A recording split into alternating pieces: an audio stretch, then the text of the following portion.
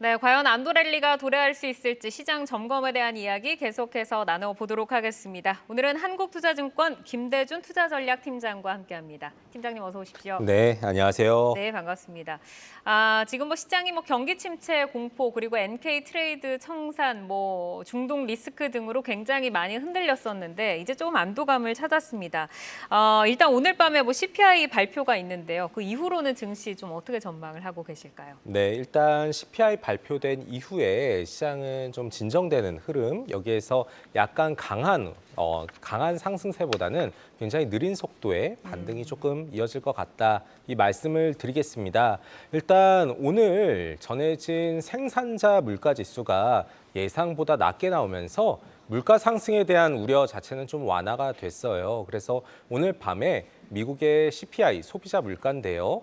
헤드라인 CPI 그리고 코어 CPI 있는데 네. 전반적으로 전월에 비해서는 전월에 마이너스 0.1%였는데 이번에는 전월 대비로 0.2% 상승이 예상되고 있긴 하지만 전년 동월비는 3% 그리고 코어라고 해서 음식료하고 원유를 뺀 이 네. 코어 CPI도 전반적으로 하향 추세에 있기 때문에 물가가 시장에 영향을 주는 그런 요인은 굉장히 조금 약화가 됐다 이렇게 보시면 좋을 것 같고요. 또 지금 운이 좋다고 해야 될까요? 미국의 소비자 물가 발표가 된 다음에 한국 시장 좀 쉽니다. 하루가 그렇죠. 광복절로 쉬기 때문에 이 영향이 만약에 안 좋다고 할지라도 바로 한국 시장에 영향을 미치지 않고요. 어느 정도 희석이 된 다음에 시장에 조금 반영이 될 수 있다 이렇게 보고 있습니다. 네, 시장이 지금 안도감을 가지고 대응을 하고 있는 상황에서 혹여라도 좋지 않게 나온다고 하더라도 하루 쉬기 때문에 좀 탄력을 제한할 수 있다라고 좀 말씀을 주셨습니다.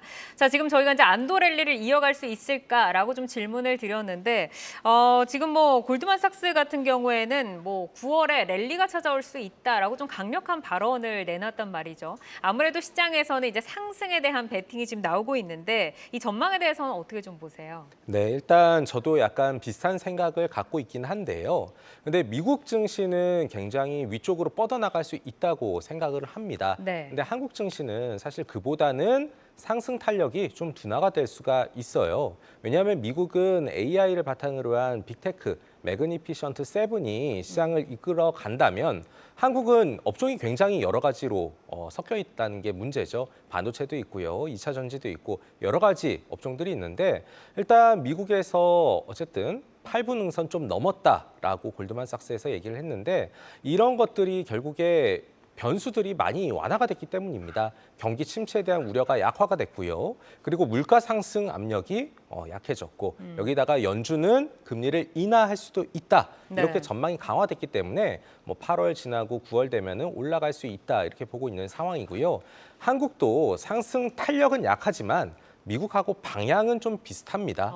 그래서 느리지만 조금씩 레벨을 높여가는 그런 결과가 나올 수도 있겠다라고 외사에 비유하고 어느 정도 조금 동일한 그런 생각을 갖고 있습니다. 네, 방향은 지금 함께 간다라고 좀 말씀을 주셨는데 금리 인하 언급을 해주셨습니다.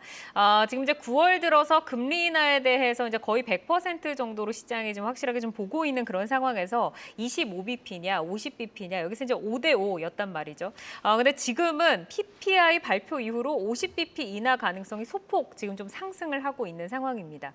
이 금리 인하에 대해서는 어느 쪽으로 좀 무게를 두고 시장에 대한 대응이 좀 필요하다고 보실까요? 네, 일단 9월에는 아무래도 금리는 100% 확률로 내린다라고 생각을 하고 있고요. 네. 이제는 이게 25bp냐 아니면 50bp냐 이 차이인데 사실 이 부분도 시장에 미치는 영향은 그렇게 크지 않을 것으로 봅니다. 금리가 내려가면은 되는 것이지 이 폭이 주는 그 중요성은 과거에 비해서 좀 약해졌다라고 생각을 해요. 그러니까 왜 그러냐면 사실 우리 시장이 8월 5일 날 급락을 하게 되면서 네. 굉장히 좀 힘들었는데 그때만 하더라도 25bp 또는 50bp 이 폭에 대한 생각이 굉장히 다양했습니다. 만약에 25bp가 아니라 굉장히 큰 폭으로 내렸다면 시장은 굉장히 흔들릴 거다. 이런 뷰를 갖고 있었어요. 왜냐하면 금리가 내려가지만 그 배경에는 우리가 모르는 무언가 악재가 있는 거 아니냐 이렇게 생각을 했는데 네. 이미 한번 시장은 크게 하락을 하면서 기스가 났고요.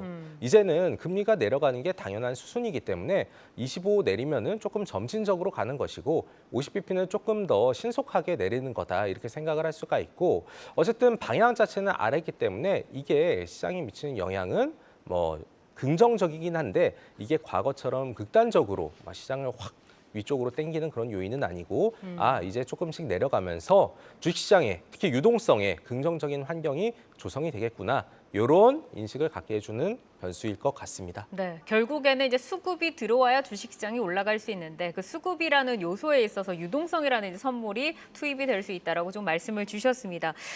일단 이제 뭐 그 악재에 있어서 뭐 페드가 금리 인하 너무 늦게 한 거 아니냐라는 불안감이 있었지만 이제는 100%좀 확실한 것으로 시장이 보고 있는 상황이고 그래도 아직까지 시장에서 뭐 중독 리스크라던가 엔게리 청산이 다 됐다던가 이런 부분은 다 해소가 된 건 아니잖아요. 네. 그럼 이제 추가 패닉에 대한 가능성이 있다라고 보는 뭐 그쪽은 없는지 좀 궁금하고 혹여라도 뭐 블랙 먼데이 같은 패닉이 한 번 더 온다라고 하면 뭐 이런 포트의 좀 구성이 필요하다 이런 부분도 한번 의견 여쭤볼까요? 네, 일단 지금 나타나고 있는 그리고 발생할 수 있는 악재가 방금 말씀 주셨던 것처럼요. 중독 리스크가 있고요. 그리고 엔캐리 청산과 관련된 부분이 있습니다. 이게 두 가지 다 끝난 건 아니고요.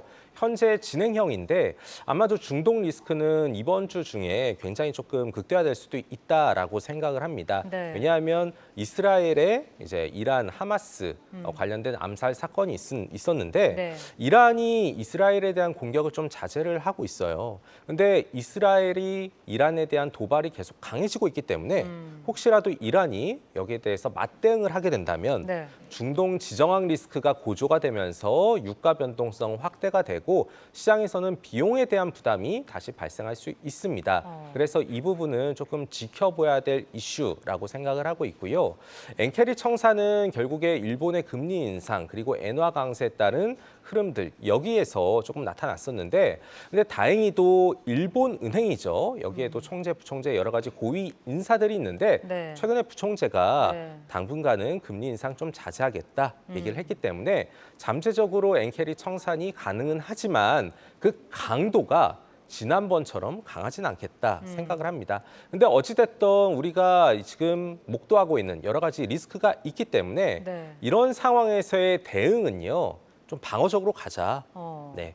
이 시장보다는 좀 민감도가 덜한 상태로 방어적으로 포트를 짜자 말씀을 드리고 있고요. 근데 이 안에서 그냥 방어주만 선택을 하는 게 아니라 네. 실적이 좀 나오는 게 뒷받침이 돼야겠죠. 그래서 뭐 업종 같은 경우에는 방산이 있고요. 네. 그리고 음식료가 있고 한국 내부적으로 뭐 통신이나 유틸리티 같은 경우가 있고 최근에는 헬스케어까지 긍정적인 모습을 보이고 있기 때문에 경기에 의해서 좌우되는 업종이 아니라 시장의 방어적이고 조금 탄탄하게 실적을 만들어가는 업종에 주목을 해보자라고 말씀드리겠습니다. 네, 일단은 이제 경기를 조금 방어할 수 있는 섹터로 방산, 통신, 뭐 보험 이쪽에서도 그 안에서 종목이 좀 실적을 지켜내는 그 종목을 선별적으로 봐야 된다라고 말씀을 주셨는데 지금 이렇게 뭐 경기 방어에 대한 뭐 고배당 이런 이야기가 나오는 부분이 아무리 금리 인하가 들어오고 중동 리스크가 맞대응이 나오지 않는다고 하더라도 어쨌든 시장 환경이 좀 어렵다라고 보시는 거잖아요. 네, 맞습니다. 굉장히 급락 이후에 급등을 주고 좀 어려운 그런 장세가 이어지고 있는데 앞으로 또 이제 뭐 광복절 휴장을 하고 뭐 이어가는 그 장세에서 우리가 CPI 발표 후에는 어떤 대응 전략을 가져야 된다. 뭐 마음 자세라든지 뭐 이런 부분 어떻게 좀 가져갈까요? 네, 방금 말씀드렸던 부분의 연장선인데요. 한국 시장이 조금 회복이 되고 있긴 하지만 어쨌든 경기 둔화에 대한 불안을 안고 가야 되고요. 잠재적 리스크가 많이 남아 있습니다. 네. 그렇기 때문에 지금은 V자 반등보다는 조금 레벨을 높여가는 과정이지만 약간 횡보할 수 있는 그런 흐름을 좀 염두에 두고 있어요. 그렇기 때문에 시장에서는 계속해서 좀 방어적인 접근이 필요할 것이다라고 네. 생각을 하고 있고 그래서 경기 민감도가 낮은 그런 업종도 지켜보는 게 좋겠다라고 말씀드리겠습니다. 상승으로 추세를 돌릴 것 같기는 하지만 그 강도가 좀 탄력이 둔화될 것 같다라고 좀 정리해 주셨습니다. 한국투자증권 김대준 투자전략팀장과 함께했습니다. 팀장님 좋은 말씀 고맙습니다. 감사합니다. 계속해서 다양한 경제 이슈를 알고 싶다면 구독과 좋아요, 알림 설정 부탁드립니다. AI 캐스터 권미정이었습니다.